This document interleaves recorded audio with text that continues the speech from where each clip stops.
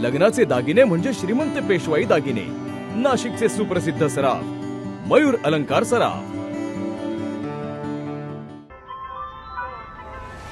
ताज्या बातम्यांसाठी नाशिक न्यूजच्या YouTube चॅनलला सबस्क्राईब करा आणि बेल आयकॉनला प्रेस करा।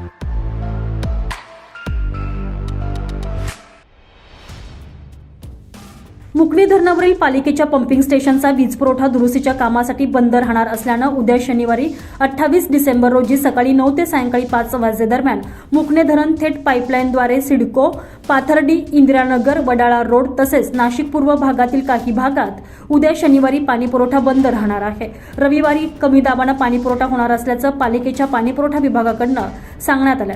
शनिवारी सकाळी 9 ते सायंकाळी 5 दरम्यान महावितरणाच्या शटडाऊनमुळे मनपाचे Mukane dam raw water pumping station येथून विल्लोळी जलशुद्धीकरण केंद्राला होणारा रॉ वॉटरचा पुरवठा या कालावधीत बंद राहील। त्यामुळे सिडकोतील काही भाग आणि नाशिक पूर्व विभागातील काही भागातील पाणी पुरवठा उद्या बंद राहणार आहे।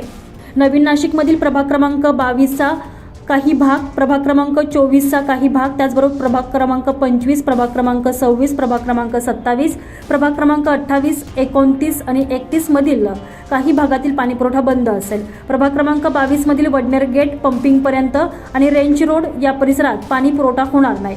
नाशिक पूर्व विभागातील प्रभाग क्रमांक 14चा काही भाग, प्रभाग क्रमांक 23 आणि 30च्या काही भागात पाणी पुरवठा उद्या बंद असणार आहे। नागरिकांनी याची खबरदारी घ्यावी असे आवाहन पाणी पुरवठा विभागाकडून करण्यात आले आहे।